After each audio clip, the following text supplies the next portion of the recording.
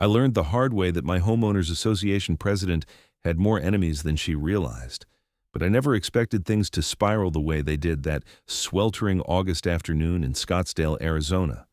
My name is Isaac O'Connor, and I had been living peacefully in the Sunset Ridge HOA community for 3 years before everything went sideways. I owned a decent 4-bedroom house on Cactus Bloom Drive, worked remotely as a software consultant, and generally kept to myself. The most exciting thing about my life was probably my collection of vintage arcade machines in the garage. That all changed when I hired Rosa Martinez to help clean my house twice a week. Rosa was incredible at her job. She was punctual, thorough, and had this warm personality that made coming home feel even better. She was in her mid-30s, spoke perfect English with just a hint of an accent, and always had interesting stories about her previous work experiences. I never pried too much into her personal life because I respected boundaries, but she seemed educated and extremely professional. Little did I know that Rosa was far more than she appeared to be. The trouble started on a Tuesday morning when I was in my home office on a video call with a client from Seattle. Through my window, I spotted Brenda Patterson marching across my front lawn with that distinctive look of righteous indignation plastered across her face. Brenda was the HOA president, a 52-year-old woman with an asymmetrical blonde bob that somehow perfectly matched her asymmetrical personality.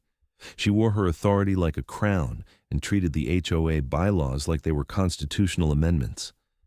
I wrapped up my call quickly because I could see Brenda approaching my front door with purpose. The doorbell rang 3 times in rapid succession, the way someone rings when they think their time is more valuable than yours. "Isaac, we need to talk," Brenda announced the moment I opened the door. She didn't wait for an invitation before stepping into my foyer, her eyes scanning the interior like a health inspector at a questionable restaurant. "Good morning to you too, Brenda," I said, keeping my tone neutral. Years of dealing with difficult clients had taught me the value of not engaging with aggressive energy. "I've noticed you have someone coming to your home twice a week," she said, pulling out her phone and showing me photos she had apparently taken of Rosa entering and leaving my house. "A Hispanic woman. Is she legal?" The question hit me like a slap. "Excuse me?" "You heard me. The HOA has standards, Isaac. We cannot have illegal immigrants wandering around our community. It's a safety issue, and frankly, it brings down property values." I felt my jaw tighten. "Rosa is my housekeeper, and her immigration status is none of your business or the HOA's business. She's not violating any HOA rules by cleaning my house." Brenda's eyes narrowed. "Actually, if you read Section 12, Paragraph 4 of the HOA bylaws, homeowners are responsible for ensuring that all contractors and service providers operating within the community comply with local, state, and federal laws. If she's illegal, you're in violation." I had read the bylaws when I bought the house, and I knew that clause was meant for things like ensuring contractors had proper business licenses and insurance, not for racially profiling someone's housekeeper. "Rosa isn't doing anything wrong, Brenda. Drop it." "I'll be watching," she said, pointing 2 fingers at her eyes and then at me, in what I assumed she thought was an intimidating gesture. "If I find out she's illegal, I'm reporting her to Immigration and Customs Enforcement. We have to protect our community." She left before I could respond, and I stood there in my foyer feeling a mixture of anger and disbelief. I immediately texted Rosa to give her a heads up about the situation, but she simply responded with, "Don't worry about it. I can handle Brenda Patterson." Something about Rosa's confidence struck me as odd, but I didn't push it. I had work to complete and figured Rosa had probably dealt with prejudiced people before and knew how to protect herself. Over the next week, things escalated in ways I couldn't have predicted. Brenda started showing up whenever Rosa was at my house. She would park her silver Lexus SUV across the street and just sit there, watching. She took more photos. She even followed Rosa to her car one day and photographed her license plate. It was textbook harassment, and I was getting ready to consult a lawyer about filing a restraining order. Then came the Thursday that changed everything. I was working in my office when I heard multiple cars pull up outside. Looking through the window, I saw 2 ICE vehicles parked in front of my house, along with Brenda's Lexus and another HOA board member's car. My stomach dropped. Brenda had actually done it. She had called immigration enforcement. I rushed downstairs and out the front door. Rosa was outside, having just arrived for her regular cleaning appointment, 4. ICE agents were approaching her, and Brenda stood off to the side with her arms crossed and a satisfied smile on her face. "Excuse me, madam," one of the agents said to Rosa. "We need to see your identification and documentation."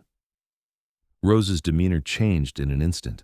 The warm, friendly housekeeper I knew disappeared, replaced by someone with an aura of complete authority.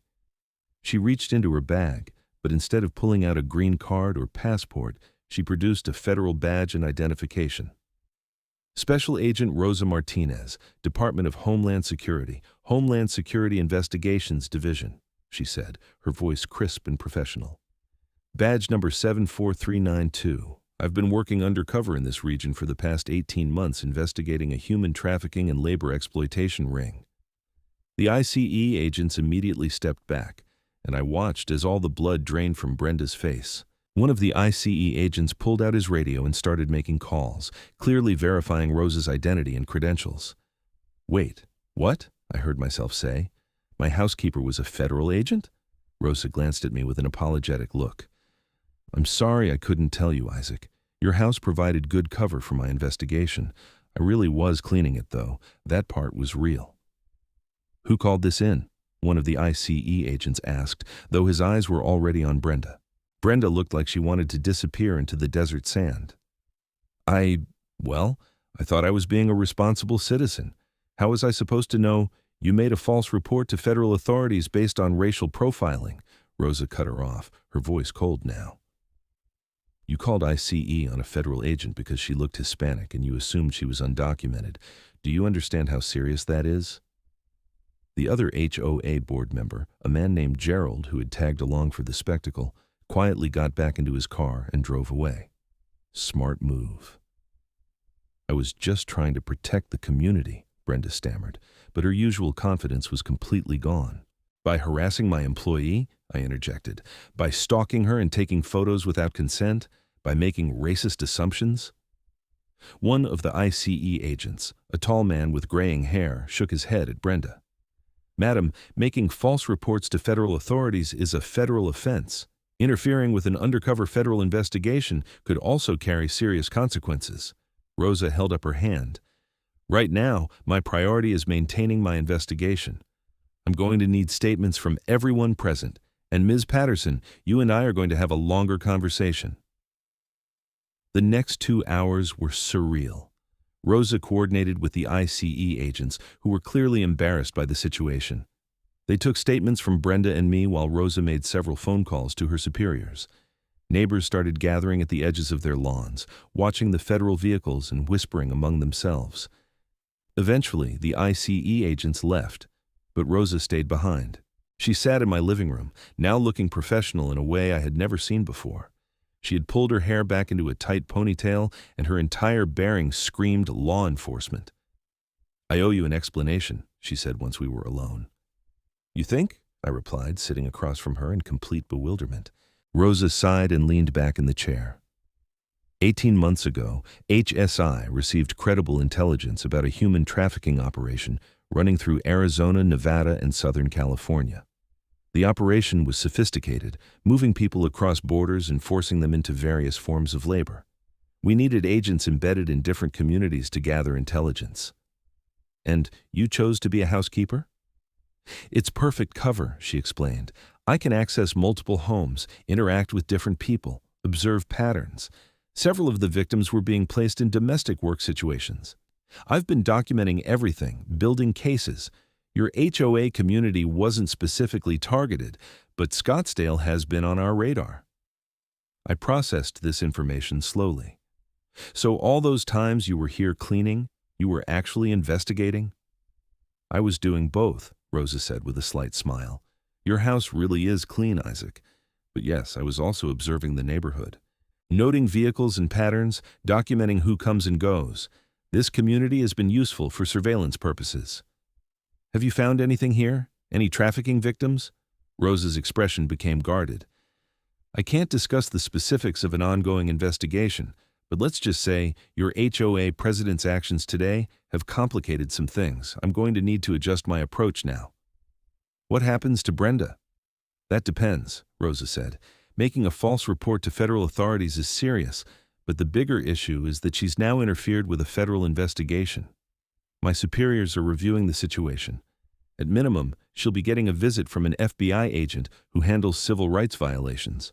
Her actions were textbook racial profiling, and when you target a federal agent, that becomes a federal case.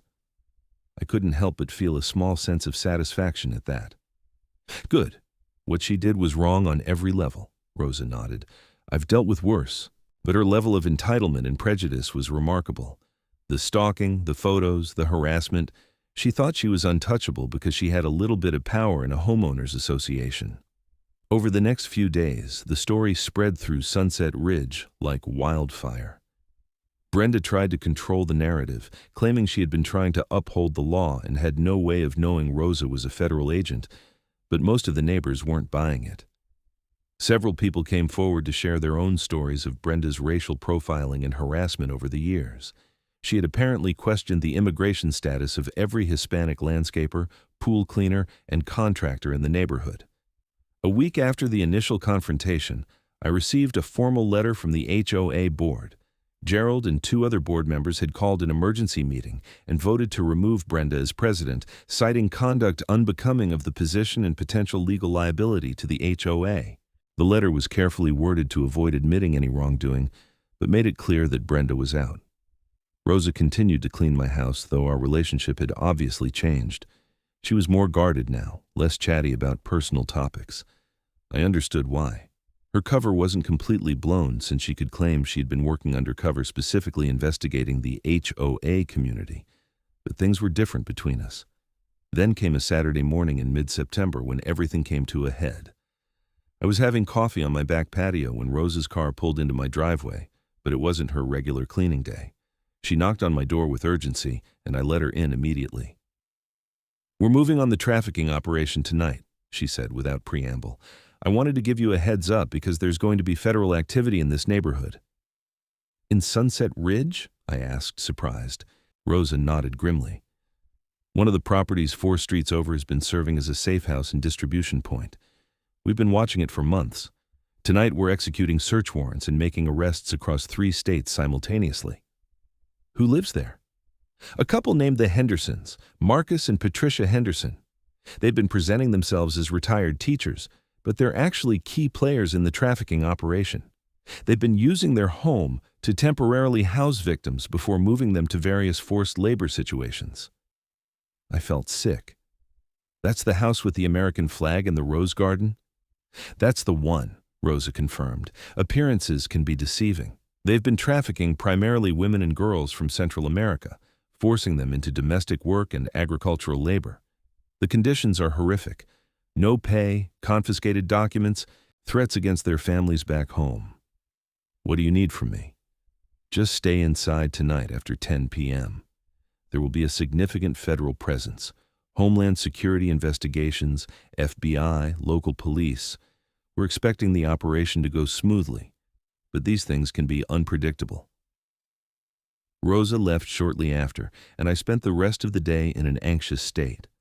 I couldn't stop thinking about the fact that human trafficking had been happening just a few streets away from me, hidden behind the facade of a perfectly normal suburban home.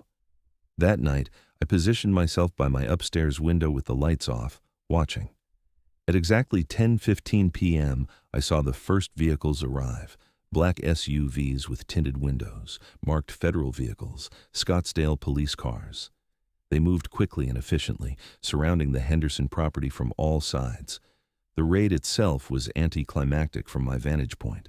I couldn't hear much, but I saw federal agents entering the house and emerging minutes later with 2 people in handcuffs, presumably the Hendersons. Then came the victims. I counted 7 women, ranging from what looked like late teens to middle age, being led out carefully by female agents and victim advocates. They looked scared and disoriented, but alive. Over the next several hours, more vehicles came and went, crime scene investigators, more federal agents, victim services personnel. The entire neighborhood was awake now, with lights on in houses and people gathering in small clusters in the street, kept back by police barriers. I finally went to bed around 3 a.m., but I couldn't sleep. I kept thinking about those women and what they must have been through. I thought about how a normal-looking retired couple had been hiding such evil behind closed doors. And I thought about how Brenda Patterson had been so focused on harassing Rosa for looking Hispanic, while actual crimes were happening right under her nose. The next morning, my phone started ringing early. Local news had picked up the story, and reporters were calling residents for statements. I declined all interviews. This wasn't my story to tell. Rosa came by that afternoon, looking exhausted, but satisfied. "We got them," she said simply. "The Hendersons and 14 other members of the trafficking network across 3 states. We've recovered 32 victims so far, with more expected as we follow the leads. This was big, Isaac, really big." "Those women I saw last night, are they okay?" "They will be," Rosa said. "They're in protective custody now, receiving medical care and working with victim advocates. Most of them will be eligible for T visas, which provide immigration relief for trafficking victims. They'll be able to stay in the country legally and eventually apply for green cards." "That's something. At least," Rosa sat down on my couch and rubbed her eyes. "This investigation has been my life for 18 months. We started with one tip about suspicious activity at a farm in Yuma and followed the threads until we had the whole network mapped out. The Hendersons were the linchpin in Arizona. They handled logistics, documentation, transportation. They're looking at decades in federal prison. What happens now for you? I'll be tied up with the prosecution for months, probably years. Testimony, evidence presentation, working with the victims. But the undercover work is done. I don't have to pretend to be a housekeeper anymore." "Were you ever really a housekeeper, or is that just a skill federal agents learn?" Rosa laughed, the first genuine laugh I had heard from her in weeks. "My mom taught me to clean properly. She cleaned houses in El Paso when I was growing up. I learned from the best. The federal agent part came later, after college and the academy." We sat in comfortable silence for a moment before I asked the question that had been bothering me. "What's going to happen to Brenda?" Rosa's expression hardened slightly. "Federal prosecutors are reviewing her case. The racial profiling, the harassment, the false report, interfering with a federal investigation, all of that is serious. But there's more. During our investigation of the trafficking network, we found evidence that Brenda had actually filed ICE reports on at least 6 other Hispanic individuals in this community over the past 2 years. Some of those people were witnesses we needed for the trafficking case. One of them disappeared before we could interview her, possibly because an ICE report triggered her fear of deportation." "You're saying Brenda's actions hurt your investigation?" "Significantly," Rosa confirmed. "We can't prove that the witness who disappeared was directly connected to Brenda's report, but the timing is suspicious. At minimum, Brenda created an atmosphere of fear in this community that made Hispanic residents less likely to come forward with information. That's obstruction of justice." "So she will be charged?" "The U.S. attorney is deciding. My recommendation was to prosecute fully, but these decisions factor in a lot of variables. Brenda has no criminal history. She's a middle-aged white woman with community ties. She'll claim she was trying to be a good citizen. Prosecutors sometimes hesitate on cases like this." I felt frustrated by that. "So she might get away with it?" "I didn't say that," Rosa replied with a slight smile. "Even if federal prosecution is declined, there are other consequences. The Civil Rights Division of the FBI is investigating her pattern of racial profiling. Several of her victims are considering civil lawsuits for harassment, and the HOA itself might face liability for her actions taken under color of authority. Brenda's life is about to get very complicated." True to Rosa's prediction, things moved quickly after that. 2 weeks later, Brenda received a target letter from the U.S. Attorney's Office informing her that she was under investigation for obstruction of justice, making false statements to federal authorities, and civil rights violations. The letter didn't guarantee prosecution, but it meant the case was serious. The HOA held an emergency meeting to discuss the potential liability issues. I attended, mostly out of curiosity. The community clubhouse was packed with residents who wanted answers. A lawyer representing the HOA explained that Brenda's actions, while taken in her capacity as HOA president, were outside the scope of her authority and violated multiple policies. The HOA was distancing itself from her as quickly as possible. During the open comment period, a Hispanic woman I recognized from 3 streets over stood up and addressed the crowd. Brenda Patterson questioned me about my immigration status last year when I was walking my dog. She demanded to see my papers. I was born in Phoenix. I'm a third-generation American citizen. But because I have brown skin and a Spanish last name, she assumed I was illegal. How many others here have similar stories? At least a dozen hands went up around the room. Person after person shared experiences of Brenda's racial profiling, harassment, and abuse of her HOA authority. It was uncomfortable and revealing. I had been so focused on my own bubble that I hadn't realized how widespread the problem was. The HOA board voted unanimously that night to amend the bylaws, clarifying that HOA authority did not extend to questioning residents or service providers about immigration status and implementing anti-discrimination policies. It should have been obvious without needing to write it down, but apparently it wasn't. I saw Brenda once more after that night, by accident at a Safeway grocery store in late September. She looked like she had aged 10 years and 2 months. She was alone, pushing a cart through the produce section, and when she saw me, she quickly turned and went the other direction. I didn't pursue her. What would I have said? In October, Rosa called to tell me that the U.S. attorney had decided to offer Brenda a plea agreement. She would plead guilty to 1 count of making false statements to federal authorities and 1 count of obstruction of justice. The recommended sentence was 6 months in federal prison, followed by 2 years of supervised release, 500 hours of community service, and mandatory attendance at diversity and cultural sensitivity training. She took the deal, Rosa told me over coffee at a Starbucks near her actual office, where I had met her for the first time since learning her true identity.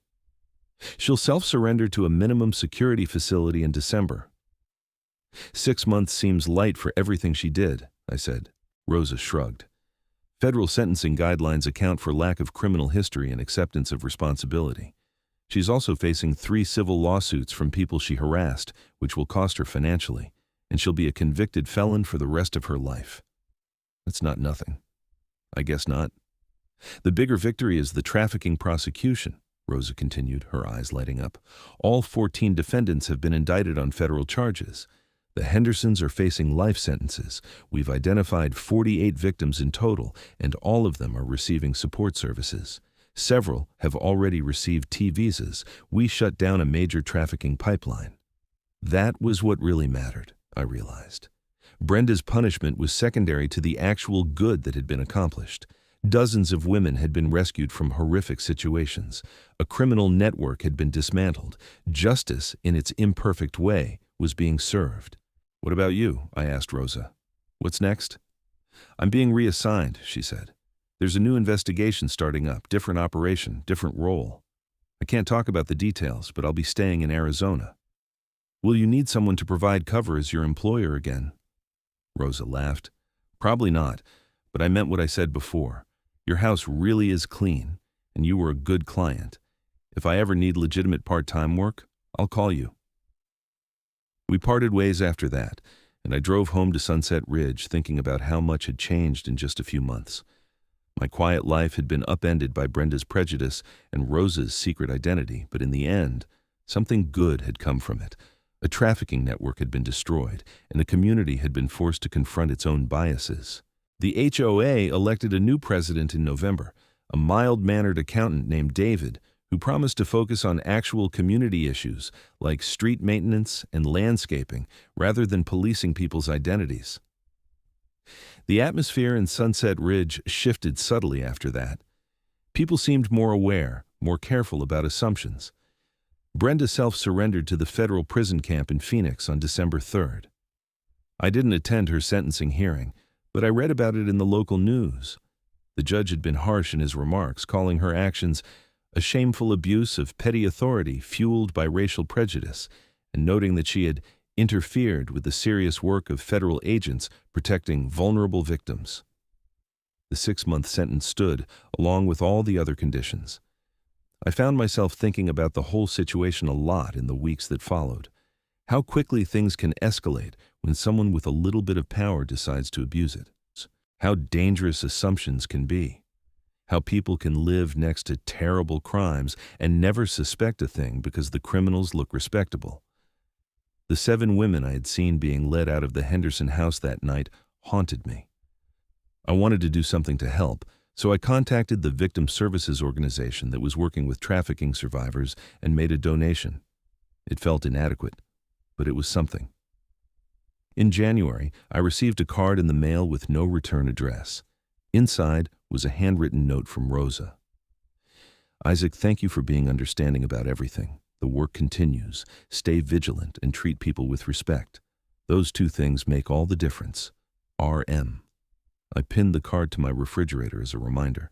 The civil lawsuits against Brenda proceeded through the spring. I was called as a witness in one of them, testifying about the harassment I had witnessed against Rosa. The plaintiff, a woman Brenda had reported to ICE despite being a legal permanent resident, was seeking damages for emotional distress, defamation, and violation of civil rights. The case settled out of court in April for an undisclosed amount, but I heard through the neighborhood gossip network that Brenda had to sell her house to cover the settlement and legal fees. Good, I thought when I heard that. Actions have consequences. The Sunset Ridge community slowly returned to normal, whatever normal meant. The Henderson house sat empty for months before being sold to a young family with kids. I wondered if they knew what had happened there, what suffering those walls had witnessed. Probably not. Real estate disclosures don't typically include former human trafficking safe house in the description. I continued my work, my quiet life, my arcade game collecting, but I was more aware now of the world around me. I paid attention to the people in my community in a way I hadn't before. I noticed the lawn care workers, the housekeepers, the delivery drivers, all the people whose labor keeps suburban life functioning smoothly. I wondered about their stories, their lives, their struggles. In May, I saw Rosa one more time, purely by chance at a Home Depot in Tempe. She was wearing casual clothes and had a cart full of painting supplies. We chatted briefly about nothing important, both of us aware that her work was confidential and my curiosity had limits. The case is going to trial in October, she mentioned as we were saying goodbye. The Hendersons rejected their plea deals. They think they can win. Can they? Rosa's smile was cold. Not a chance. We have evidence that could fill a warehouse. Victim testimony, financial records, wiretaps, everything. They're going to spend the rest of their lives in prison. Good. Yeah, Rosa agreed. Good. That was the last time I saw her, though I followed the news about the trafficking trial when it started that fall. The case made national headlines because of its scope and the number of victims involved. The Hendersons were convicted on all counts in November after a trial that lasted 6 weeks. They were each sentenced to 30 years in federal prison without the possibility of parole. 14 other defendants received sentences ranging from 5 to 25 years. 48 victims were able to start rebuilding their lives, free from exploitation and fear. That was the real story, I thought. Not Brenda's petty tyranny or even Rosa's undercover work, but the fact that people who had been trapped and abused were finally free. Brenda was released from federal prison in June of the following year, having served her full 6 months. I never saw her in Scottsdale again. Someone told me she moved to Colorado to live with her sister, starting over in a place where people didn't know her story. Part of me hoped she had learned something from the experience, that the sensitivity training and the consequences had actually changed her perspective. But I also knew that some people never change. They just get better at hiding their prejudices. The HOA continued under David's steady leadership, focusing on actual community needs rather than manufactured crises. The bylaws were updated, the anti-discrimination policies were enforced, and Sunset Ridge became a more welcoming place for everyone who lived there, regardless of what they looked like or where they came from. I hired a new housekeeper eventually, a woman named Margaret who was retired and cleaning houses to supplement her Social Security. She was efficient and pleasant, and our relationship was refreshingly uncomplicated.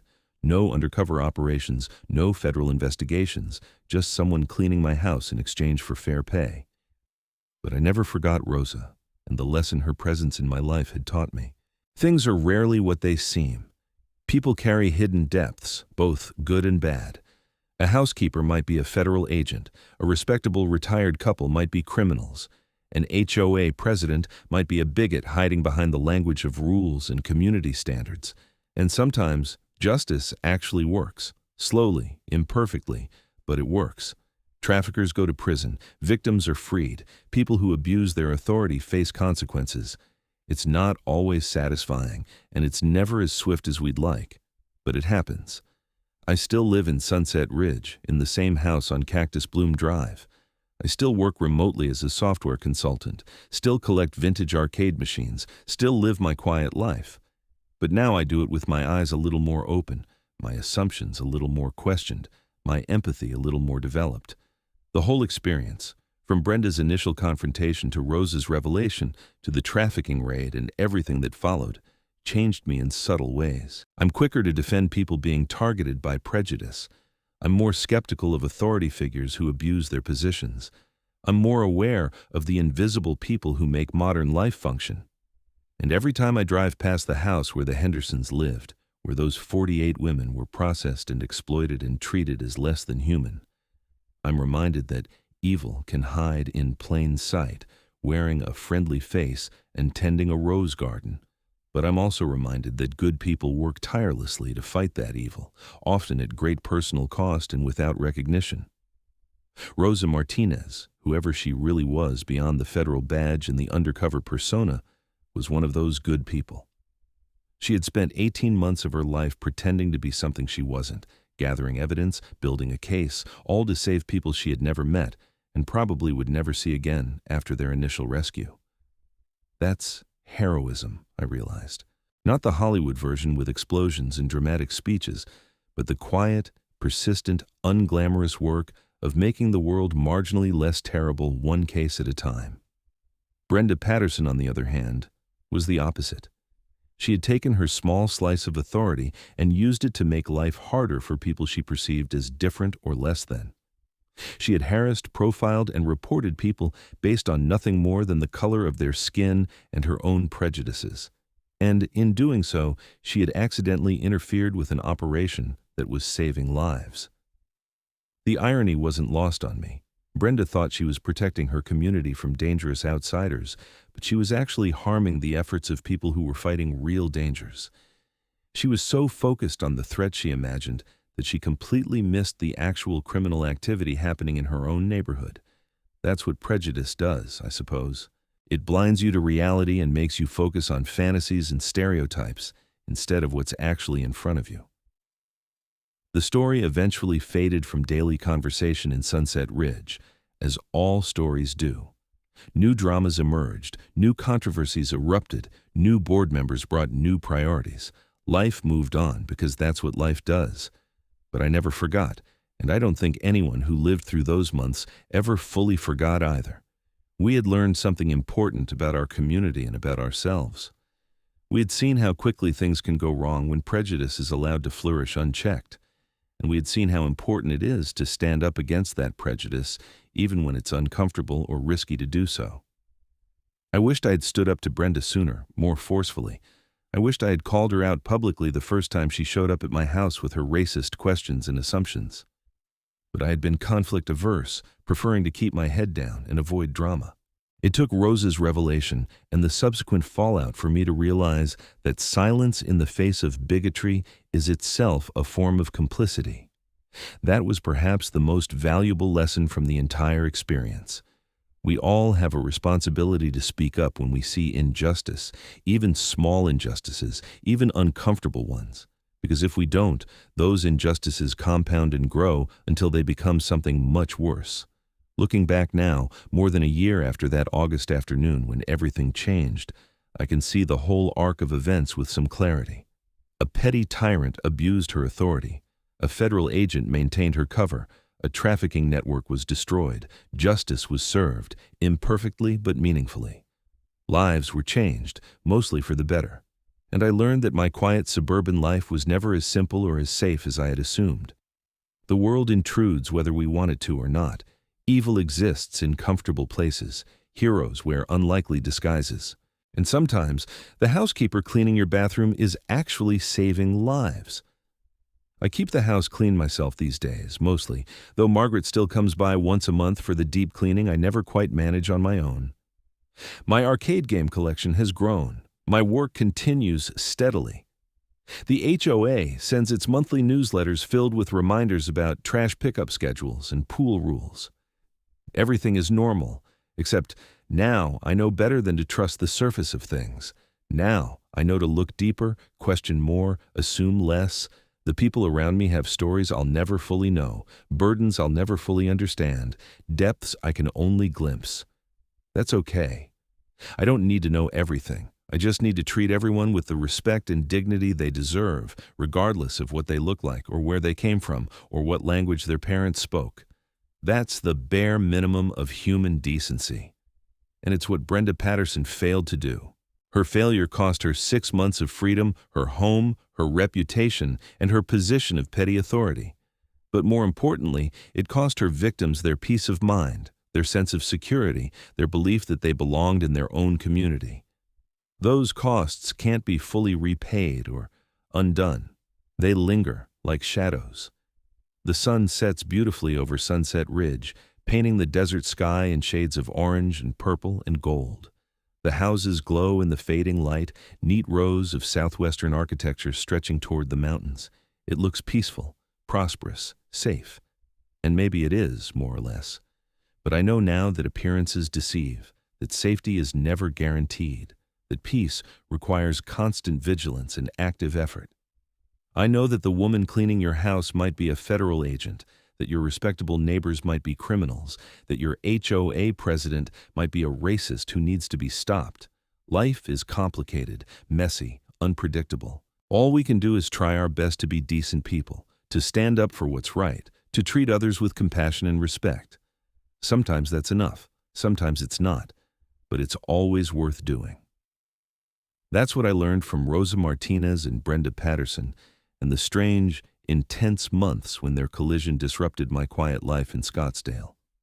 That's the story I carry with me now, the reminder that ordinary days can transform into extraordinary situations without warning, and that how we respond in those moments defines who we are. I never expected to be part of a federal investigation. I never expected my housekeeper to be an undercover agent. I never expected to watch my HOA president get arrested and convicted for her prejudice and stupidity. But life doesn't ask permission before getting interesting. All I could do was try to be on the right side of things, to support Rosa even when I didn't fully understand what was happening, to speak up against Brenda's harassment, to bear witness to events larger than myself. In the end, that's all any of us can do. The rest is up to the federal agents working long undercover operations, the prosecutors building cases, the judges weighing evidence, the system grinding slowly toward something resembling justice.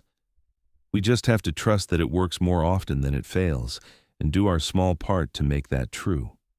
I go about my life now with that knowledge tucked away in the back of my mind, informing my choices and my perspectives. When I see someone being profiled or harassed, I speak up. When I hear people making assumptions based on race or ethnicity, I challenge them. When I have the opportunity to support organizations fighting trafficking and exploitation, I do. These are small actions, insufficient in the face of large problems, but they matter. Multiply them by millions of people making similar choices, and maybe we build something better. Or maybe that's naive, but I prefer naive hope to cynical resignation. The arcade machines in my garage bring me joy. The work I do pays my bills. The house I own shelters me. The community I live in has become more aware and more just, slowly, painfully. Rosa Martinez is out there somewhere, still fighting the good fight under another cover, protecting people who don't know she exists. And Brenda Patterson is somewhere else, living with the consequences of her choices, hopefully learning something, but probably not. Some people never learn. Some people go to their graves believing they were right all along, that everyone else was wrong, that they were the victims of unfair persecution. I don't waste much energy thinking about what Brenda learned or didn't learn. That's her journey, not mine. I focus instead on my own choices, my own growth, my own responsibilities as a member of a community and a citizen of a complicated world.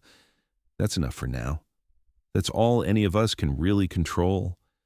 The rest, we have to trust to federal agents like Rosa, to prosecutors doing their jobs, to systems that work imperfectly but persistently toward justice. We play our small parts and hope they add up to something meaningful. The story of HOA Karren calling immigration on my housekeeper who turned out to be an undercover federal agent is over. The consequences played out, the sentences were served, the victims were rescued. Life moved on because life always moves on. But the lessons remain, and the memories, and the knowledge that nothing is quite as simple as it appears. That's worth remembering, worth carrying forward, worth sharing with others who might need to hear it.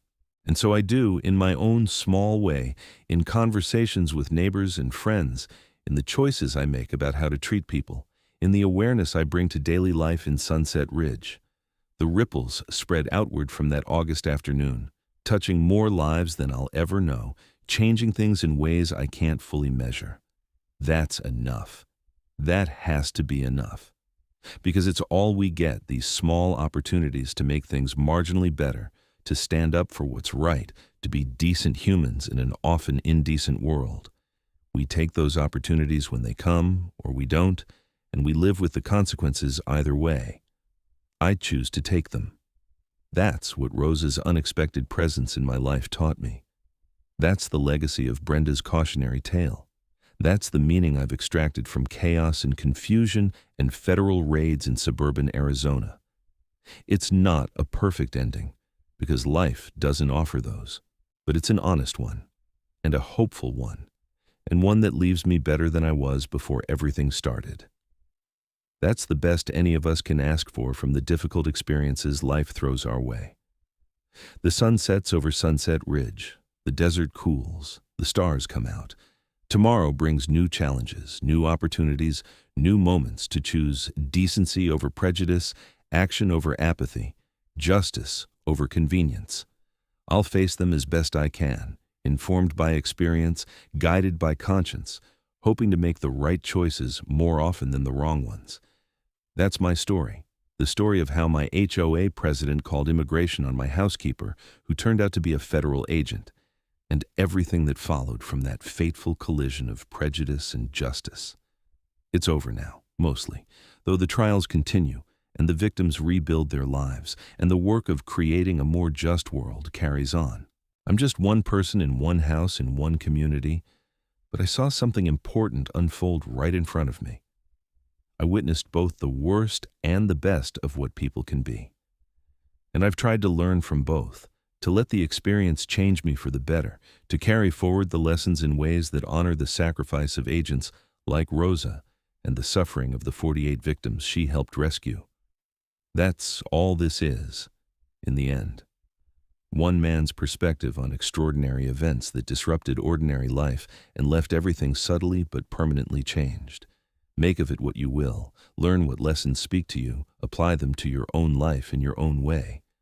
But remember that things are never quite what they seem, that heroes walk among us in disguise, and that the person you dismiss or disrespect might be fighting battles you can't imagine.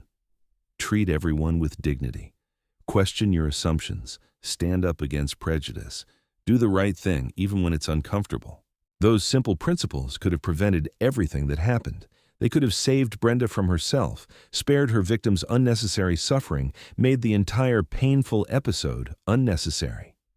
But she didn't follow them, and so consequences followed, and justice eventually was served.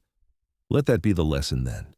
Let that be what we carry forward from this strange chapter in the life of Sunset Ridge, HOA. Be better, do better, choose compassion over prejudice always, without exception, no matter the cost. That's what Rosa did in her quiet, heroic way. That's what I'm trying to do in my smaller, more ordinary way. That's what we all should do every day, in every interaction, until it becomes second nature, and the world becomes marginally less terrible as a result. The story ends there, with that simple call to basic human decency. Everything else is details, fascinating and dramatic details perhaps, but ultimately secondary to that central truth. Be good to each other. Stand up for what's right. Question authority that demands prejudice.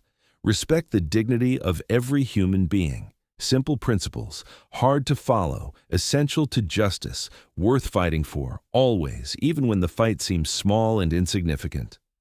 Because small fights add up to big changes, and individual choices compound into collective transformation. That's my takeaway from everything that happened. That's what I hope you'll take from this story, too. The rest, as they say, is just details and drama, sound and fury, the noise of life unfolding in unexpected ways. Focus on the core lesson, apply it consistently, and maybe, just maybe, we build something better together.